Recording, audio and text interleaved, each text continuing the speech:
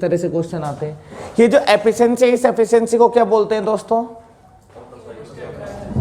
इस एफिशिएंसी को नाम दिया जाता है एयर स्टैंडर्ड एफिशिएंसी। और इसी एयर स्टैंडर्ड एफिशिएंसी का दूसरा नाम होता है बेटा थर्मल एफिशिएंसी। कौन सी एफिशिएंसी? Thermal efficiency. अब आप कहोगे सर एयर स्टैंडर्ड एफिशिएंसी क्या है? एसएससी जेईई 2011 में इसके ऊपर बेटा क्वेश्चन भी आया हुआ है कि एयर स्टैंडर्ड एफिशिएंसी क्या होती है।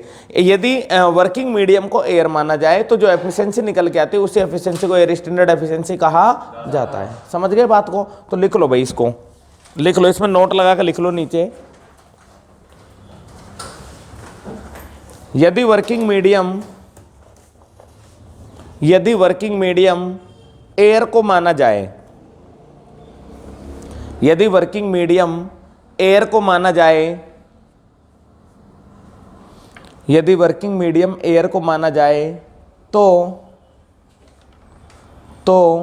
जो एफिशिएंसी आती है, तो जो एफिशिएंसी आती है उसे एयर स्टैंडर्ड एफिशिएंसी कहते हैं। तो उसे एयर स्टैंडर्ड एफिशिएंसी कहते हैं। ठीक है भैया, एसएससी जेईई 2011 में आया वो क्वेश्चन है आपका। यदि वर्किंग मीडियम को एयर माना जाए तो जो एफिशिएंसी आती है उस एफिशिएंसी को क्या नाम दिया जाता है? Air standard efficiency. एक लाइन और लिख लो बेटा अगली, एयर स्टैंडर्ड एफिशिएंसी को, एक लाइन और लिख लो, एयर स्टैंडर्ड एफिशिएंसी को थर्मल एफिशिएंसी भी कहते हैं। एयर स्टैंडर्ड एफिशिएंसी को थर्मल एफिशिएंसी भी कहते हैं। एयर स्टैंडर्ड एफिशिएंसी का दूसरा नाम क्या होता है भैया? Thermal efficiency. चलो मुझे एक बात बताओ मेरे प्यारे दोस्तों, यदि मैं कंप्रेशन रेशियो आर की वैल्यू को बढ़ाऊं, यदि मैं कंप्रेशन रेशियो आर की वैल्यू को बढ़ाता हूं तो एफिशिएंसी ऑफ ऑटो साइकिल पर क्या प्रभाव पड़ता है? घटेगी। चलो प्रैक्टिकल करके देख ले। चलो भाई, तो मैं बेटा दो केस लेता हूं आपका। पहला ले लिया मैंने केस नंबर 1, केस फर्स्ट, जिसमें कंप्रेशन रेशियो आर की वैल्यू क्या है? 10 है। और एक मैं ले लेता हूं बेटा केस नंबर सेकंड, जिसमें कंप्रेशन रेशियो आर की वैल्यू क्या है? 20 है। ठीक है भाई, अगर मैं आपसे कहूं कि एफिशिएंसी ऑफ ऑटो साइकिल निकालनी है, आप कहोगे बिल्कुल सर निकाल देंगे। 10 में से गामा की वैल्यू 1.4 - 1 होता है ना, और यहाँ पे एफिशिएंसी 1 - 1/20 की पावर गामा -1 यानी 1.4 - 1 होता है। ठीक है भैया, अगर एफिशिएंसी की बात करूं तो ये मुझे बताओ 10 की पावर 0.4, और यहाँ पर मान लो बेटा 10 की पावर 20 की पावर 0.4।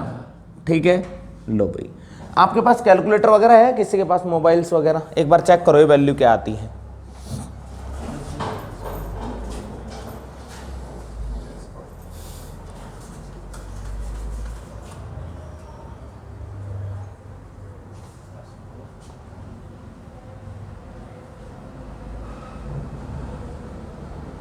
इनकी एफिशिएंसी बताओ बेटा क्या आती है?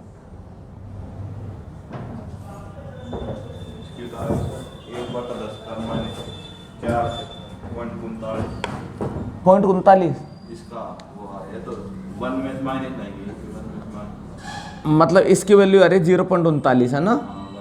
तो बताना बेटा कितना आया है लगभग?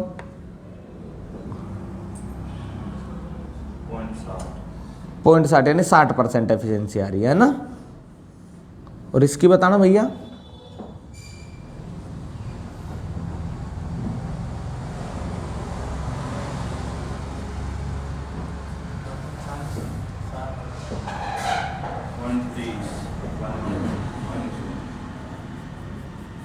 वन माइनस 0.30 है ना। तो कितनी आई बेटा? कितने % आई? यार आप तो अभी कह रहे थे कि सर अगर कंप्रेशन रेशियो को बढ़ाएंगे तो एफिशिएंसी कम होगी, यहाँ तो बढ़ रही है।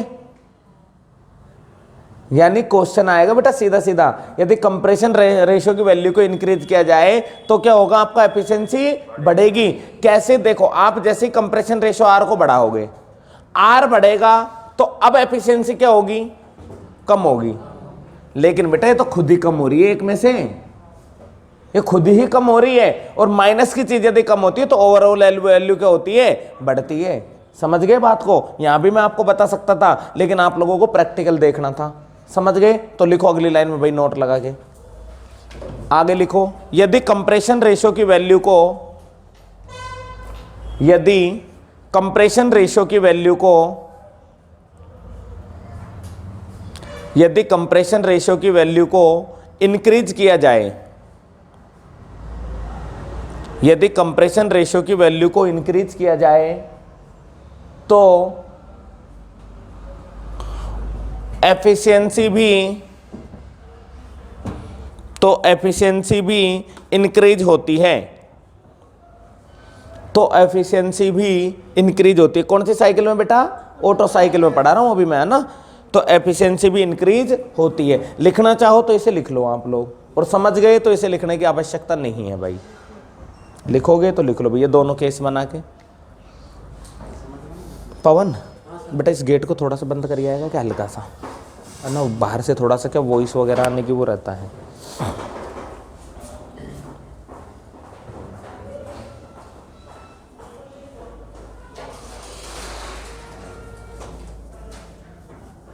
आज शिव नहीं आया और मनीष भी नहीं आया, नहीं मैंने नहीं देखा है, मैसेज में डाला 7:30 से लगेगी सर क्लास। तो मनीष ने अच्छा इसने डाला है, तो वो नहीं आया मतलब आज, है ना, छुट्टी पे है आज वो।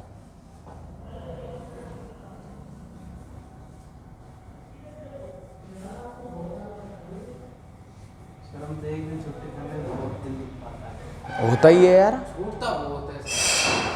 अब एक घंटा है, 1 घंटे में सारे साइकिल खत्म है आपकी।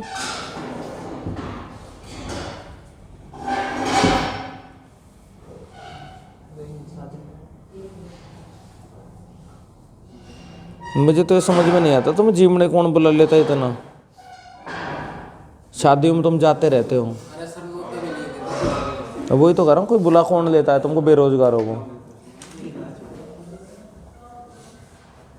उनको पता ही आएंगे भुक्कड़, प्याज और के गाड़ेंगे पूरी के साथ में, पूरी के साथ में प्याज। चलो भाई एक क्वेश्चन लिखो बेटा अगला। आप लोग कह रहे थे ना सर क्वेश्चन कैसे आते हैं, तो मैं आपको क्वेश्चन बता देता हूं। देखो पहला आपका इससे बनेगा बेटा, एफिशिएंसी का फॉर्मूला ही पूछ लेता है सीधा, फिर कंप्रेशन रेशियो को बढ़ाएगा घटाएगा, एक क्वेश्चन ये बनता है, ठीक है, बढ़ा भी सकता है और घटा भी सकता है, आप अपने हिसाब से देख लेना। जनरली क्वेश्चन बढ़ाने वाला आता है ना, फिर भी एक बार एग्जाम में पढ़ना और फिर आंसर देना, सडनली आंसर मत देना आप लोग, ठीक है भाई। अब इसके बाद में अगला जो होता है वो पूछता है इसमें कि साइकिल किस तरह की होती है, कौन कौन सी प्रोसेस होती है। तो 2 तो होती है आपकी कांस्टेंट वॉल्यूम, और 2 क्या होती है बेटा, एडियाबैटिक होती है। अब फिर इसके बाद में आपसे क्वेश्चन पूछता है पीबी डायग्राम कैसा बनता है, टीएस डायग्राम कैसा बनता है, उनको आप कर दोगे। मैं न्यूमेरिकल समझा देता हूं बेटा आप लोगों को, ठीक है। लिखो बेटा क्वेश्चन लिखो, क्वेश्चन लिखो, ऑटो साइकिल में लिखो, ऑटो साइकिल में क्लियरेंस वॉल्यूम, ऑटो साइकिल में क्लियरेंस वॉल्यूम, ऑटो साइकिल में क्लियरेंस वॉल्यूम स्ट्रोक वॉल्यूम का 10% है। क्लियरेंस वॉल्यूम स्ट्रोक वॉल्यूम का 10% है, तो एफिशिएंसी ज्ञात करो, तो एफिशिएंसी ज्ञात करो। देखो तो बड़ा इजी क्वेश्चन है, आंसर हमेशा 60% आता है, 60% 61% है ना, तो आप लोग इसको रट लेना, है ना। ये क्वेश्चन क्या है कि बार बार रिपीटेड है। मैं कह रहा हूं आप लोगों से कि यदि स्ट्रोक वॉल्यूम, सॉरी कौन सा बोला बता, क्लियरेंस वॉल्यूम है 10% और स्ट्रोक वॉल्यूम कितना है 100%, भाई जब स्ट्रोक वॉल्यूम 100 होगा तो ही तो क्लियरेंस वॉल्यूम 10 होगा। 10% का मतलब तो यही होता है। 20% का मतलब कितना होता है? 100 में से कितना है? 20 है। 30% का 100 में से 30 है। तो भाई ये तो 10% है स्ट्रोक का। ठीक है भैया, मैंने आप लोगों को बेटा एक कंप्रेशन रेशियो का फॉर्मूला बताया क्या? कंप्रेशन रेशियो आर निकालने का क्या था? लार्ज वॉल्यूम अपॉन में स्मॉल वॉल्यूम। अब लार्ज वॉल्यूम आप कहोगे सर ये तो ये और ऐसे लिखते हैं अपन, ये लिखते हैं कि बेटा वीएस क्या है तुम्हारा? स्ट्रोक वॉल्यूम कितना है?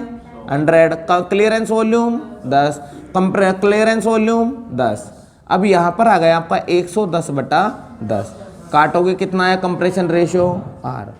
भाई कंप्रेशन रेशियो 11 आ गया। बेटा खेल तो कंप्रेशन रेशियो का ही है पूरा। यदि कंप्रेशन रेशियो की वैल्यू पता है तो आप लोग इसका आंसर 2 मिनट में निकाल लोगे। तो यहाँ से आंसर आया आपका 0.4। जब आप इसको कैलकुलेटर से कैलकुलेट करोगे तो एफिशिएंसी आएगी लगभग 61%। समझ गए भैया? ये आपका आंसर आ गया। तो भैया आपको केवल ये खेल समझ में आना है, इतना परसेंट होता है तो क्या होता है, इतना परसेंट होता है तो क्या होता है। समझ गए मेरी बात को? इस तरह से आप इसको कर दोगे। ओके, उतार लो इसको। नहीं भैया कैलकुलेटर नहीं, इसको आप वैसे भी तो कर सकते हो बेटा। 1/4 है घात, 1/4 का मतलब 0.5 मान लो। पावर आपकी कितनी है? 0.5 है, ऐसे मान लो, राउंड फिगर में ले लो। ठीक है, और ये जो है ये 10 नहीं है, आपने इसको बढ़ाया ना तो इसको थोड़ा सा घटा दो, इसको मान लो 9 है, तो ये राउंड फिगर में ले लिया आपने। बेटा पावर किसी के ऊपर आधी होती है तो इसका मतलब क्या होता है? रूट है उसका। तो ये क्या है? 1/3। 1/3 है तो 1/3 का मतलब क्या होता है? 0.33%। और 1 मिनट में से 0.33% घटाओगे तो कितना आएगा? 66%। लगभग आंसर एक ही मिलता है। एक ऑप्शन दे रखा है इसमें 20%, एक दे रखा है 40%, एक दे रखा है 61%, एक दे रखा है 85%। बताओ कौन सा आएगा? समझ गए? आप कर सकते हो राउंड फिगर में, ये सवाल भी हो जाते हैं मुजवानी ही।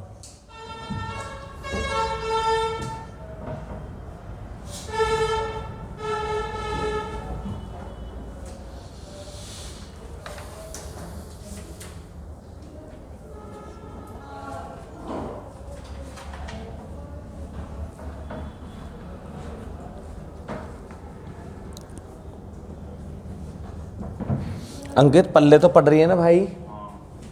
ठीक है। कंप्रेशन रेशियो को बढ़ाओगे तो एफिशिएंसी पर क्या प्रभाव पड़ेगा? और घटाएगा तो?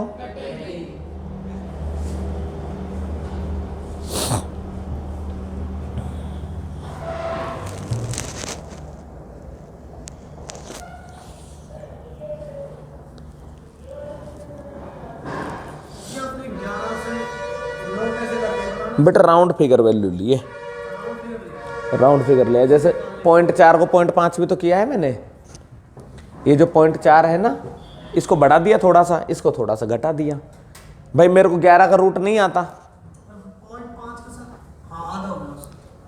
मतलब अब इसका मतलब हो गया घात। ये 0.5 का मतलब ये हो गई घात, और इसका मतलब होता है बेटा 9 का रूट। 9 का रूट कितना होता है? 3।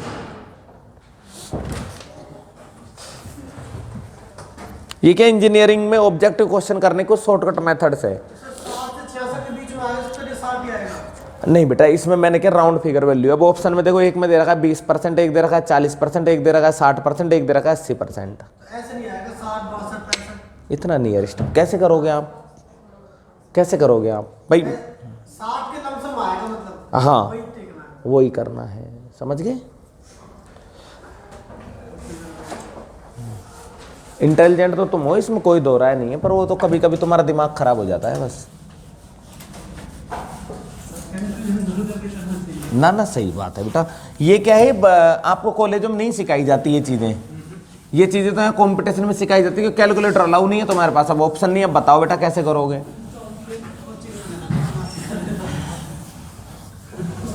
अभी बेटा तुम्हारे वो आए थे कोऑर्डिनेटर सर, वो सुन लेते ना अगर इस बात को तो तेरे को ले जाते पकड़े के साथ। क्या बोलते हो तुम्हारे LIT में कौन है कोऑर्डिनेटर सर?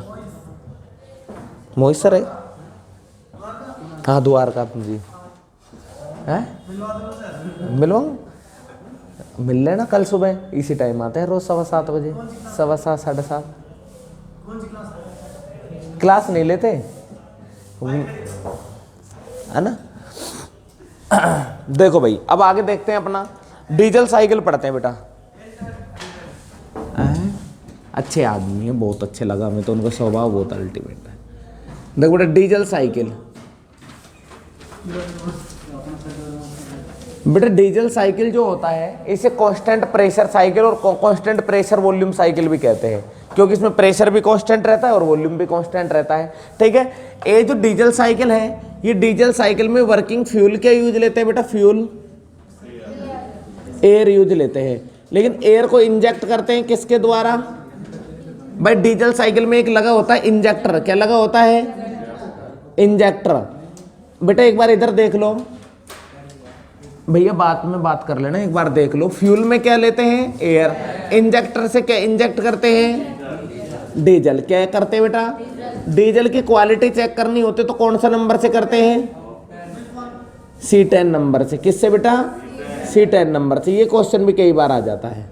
डीजल की क्वालिटी किस नंबर से चेक की जाती है? C10 नंबर से चेक की जाती है। ठीक है, देखो अब मैं आप लोगों को बनाना सिखाता हूँ डीजल साइकिल।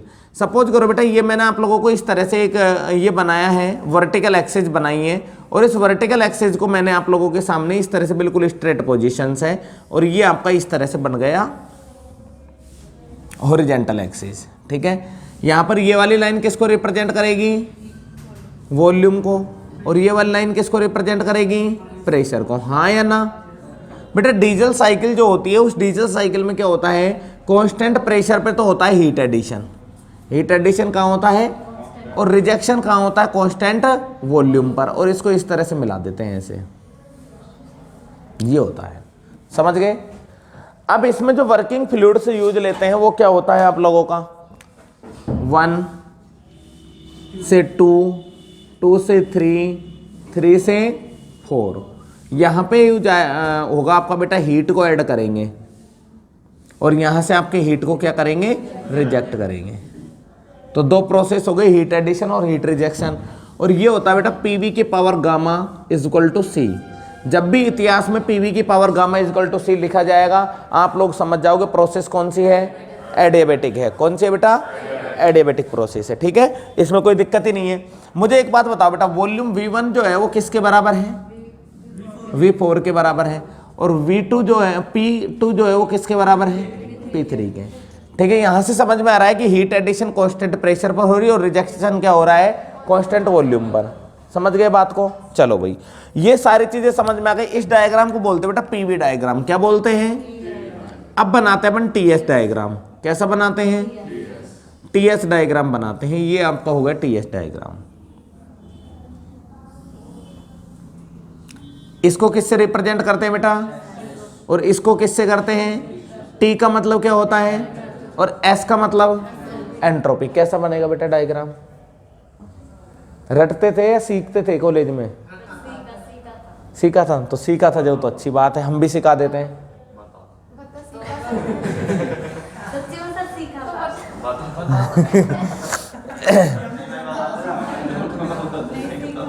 चलो मैं सिखा देता हूं बेटा। प्रोसेस 1 से 2 में क्या होता है? देखो पीवी डायग्राम याद रखना होता है। पीवी डायग्राम याद इसलिए रखना है क्योंकि इस पर कांस्टेंट प्रेशर पर हीट एडिशन है। बहुत बड़े डायग्राम नहीं है, 3 डायग्राम है बेटा, आराम से याद रह जाते हैं। प्रोसेस 1 से 2 में क्या होता है? एडियाबैटिक कंप्रेशन है। क्या है? Adiabatic compression. बेटा जब एडियाबैटिक कंप्रेशन हो रहा है, एडियाबैटिक प्रोसेस में हीट ट्रांसफर क्या होता है? ds इजिकल टू क्या होता है? dq अपॉन में t। जब हीट ट्रांसफर 0 है तो एंट्रोपी भी, इसलिए इसे आइसेंट्रोपिक प्रोसेस कहते हैं। ठीक है भाई, जब किसी को आप कंप्रेस कर रहे हो तो प्रेशर क्या होगा? बढ़ेगा। और प्रेशर डायरेक्टली प्रोपोर्शनल किसके? किसने बताया? गेलो-साथ ने। तो यहाँ पे टेम्परेचर क्या होगा बेटा? बढ़ेगा, क्योंकि प्रेशर भी क्या हो रहा है? बढ़ रहा है। समझ गए मेरी बात को? तो बेटा यहाँ पे कितनी चीजें सीखी हैं आपने? बताओ कितनी चीजें समझ में आई है? एक तो टेम्परेचर, अपन टेम्परेचर एंट्रोपी डायग्राम में तो बना रहे हैं, तो अपन तो 2 ही चीजों को देखेंगे बेटा। एक तो किसको? टेम्परेचर, और एक किसको? एंट्रोपी। टेम्परेचर बढ़ रहा है और एंट्रोपी कांस्टेंट है। टेम्परेचर बढ़ रहा है, एस का मतलब होता है बेटा एंट्रोपी। और टी का मतलब तो आप लोग जानते हो टेम्परेचर। तो एंट्रोपी तो क्या है, कांस्टेंट है, और टेम्परेचर क्या हो रहा है, बढ़ रहा है। सही है क्या? क्यों ऐसे करने से क्या हो गया? अच्छा टेम्परेचर कम हो रहा है। अरे यार सॉरी गलती हो गई भाई, है ना। ये बेटा ऐसे करते हैं, इसको बनेगा तो ये भाई ये तो एंट्रोपी कांस्टेंट हो गई, है ना। अगर टेम्परेचर क्या किया मैंने, बढ़ा दिया, ये बढ़ा दिया 1 से 2। समझ में आ गई ये बात? आसान है। चलो दूसरे पे चलते हैं। दूसरा है आपका प्रोसेस 2 से 3। 2 से 3 की प्रोसेस में क्या होता है, इसमें हो रहा है बेटा कांस्टेंट प्रेशर पर हीट एडिशन। बेटा कांस्टेंट प्रेशर पर जब हीट एडिशन होता है तो प्रेशर तो कांस्टेंट है और हीट क्या हो रही है, तुम दे रहे हो। सही बात है। जब हीट देते हैं तो डी एस इजिकल टू क्या होता है, डी क्यू अपॉन में टी। हाँ या ना बेटा, हीट दोगे तो एंट्रोपी बढ़ेगी। एक तो इस चीज को याद रख लेना, एंट्रोपी बढ़ेगी। और बेटा हीट देते हैं तो टेम्परेचर बढ़ता है घटता है? पक्का भैया, जब आप गर्म करते हो टेम्परेचर तो बढ़ेगा। तो टेम्परेचर बढ़ रहा है और क्या बढ़ रहा है, तो टेम्परेचर बढ़ रहा है और क्या बढ़ रही है, एंट्रोपी। सही। अच्छा एंट्रोपी बढ़ तो रही है बेटा, अच्छा टेम्परेचर नहीं बढ़ रहा। ओके ओके ओके, लो भैया अब बढ़ गया। अच्छा अब एंट्रोपी कम बढ़ रही है, मतलब दोनों साथ साथ बढ़नी चाहिए। लो भैया दोनों को मैंने ये बढ़ा दिया, दोनों को मैंने ये बढ़ा दिया है, ये लो। ठीक है, ये प्रोसेस है 2 से 3 तक। ये क्या है, प्रेशर कांस्टेंट है। सही बात है ना। अब आ जाओ भाई तीसरी प्रोसेस में। अगला कह रहा है ये प्रोसेस कौन सी है, 3 से 4। बेटा 3 से 4 की जो प्रोसेस है उसका नाम क्या है, एडियाबैटिक एक्सपांशन। बेटा एक्सपांड होता है जब तो टेम्परेचर बढ़ता है घटता है, बढ़ता है। वेल डन, आज हमें पहली बार पता चला है। हीट ट्रांसफर क्या हो गया, डी एस इजिकल टू क्या होता है, डी क्यू अपॉन में टी। हीट ट्रांसफर 0 तो एंट्रोपी भी, तो एंट्रोपी कांस्टेंट हो गई। ये लो भैया, हाँ या ना। लो भैया एक चीज तो समझ में आई। अब अंकित ने आज एक नई बात बताइए कि जब कोई गैस को कंप्रेस करते हैं तो टेम्परेचर बढ़ता है और जब उसको एक्सपांड करते हैं तो भी बढ़ता है। बेटा जब गैस को कंप्रेस करते हैं, दबाते हैं तो टेम्परेचर बढ़ता है, लेकिन जब आप उसको एक्सपांड करोगे तो टेम्परेचर क्या होगा, कम होगा। तो प्रेशर तो कम होता ही होता है और प्रेशर डायरेक्टली प्रोपोर्शनल किसके, टेम्परेचर। तो टेम्परेचर भी क्या होगा, कम होगा। बेटा ध्यान रखना एंट्रोपी तो कांस्टेंट है, एंट्रोपी तो क्या है, और टेम्परेचर कम हो रहा है। एंट्रोपी तो क्या है, कांस्टेंट है और टेम्परेचर कम हो रहा है। सही बात है क्या, टेम्परेचर कम हो रहा है और एंट्रोपी देखो कांस्टेंट है क्या है। चलो भाई सही बात है, फिर तो आप सही बता रहे हो। ठीक है, अगली जो प्रोसेस है उस प्रोसेस का नाम है क्या बेटा, 4 to 1। यही है ना, नाम क्या है, constant volume heat rejection, heat rejection. ठीक है, वॉल्यूम क्या है, कांस्टेंट। हीट को क्या कर रहे हो बेटा, रिजेक्ट कर रहे हो तो हीट क्या होगी, कम। हीट कम होगी तो टेम्परेचर भी, डी एस इजिकल टू क्या होता है, डी क्यू अपॉन में टी। जब हीट ये कम होगा तो एंट्रोपी भी, तो एंट्रोपी कम हो रही है और टेम्परेचर भी, एंट्रोपी कम हो रही है और टेम्परेचर भी कम हो रहा है। ये लो भाई, सही है क्या। लेकिन मुझे एक बात बताओ बेटा, एंट्रोपी भी कम हो रही है टेम्परेचर, ये दोनों ग्राफ तो एक जैसे बन गए यार। ऑटो साइकिल का और डीजल का क्या दोनों सेम होते हैं, नहीं होते बेटा। ध्यान रखना इस बात में, यहां पे प्रेशर कांस्टेंट है और यहां पर वॉल्यूम कांस्टेंट है। मैंने इनके ग्राफ बताए थे आप लोगों को, आपको याद हो तो थर्मोडायनेमिक्स के अंदर बताए थे ना, गामा ज्यादा होता है एक का। अच्छा आप लोगों ने पढ़ा नहीं तो बेटा मैं आपको अब बता देता हूं शॉर्टकट में कि ये जो कांस्टेंट प्रेशर का जो ग्राफ होता है ना, ये ग्राफ कम होता है। इसका ग्राफ क्या होता है, कम होता है। हाँ, और इसका ग्राफ क्या होता है, ज्यादा होता है, ऐसे।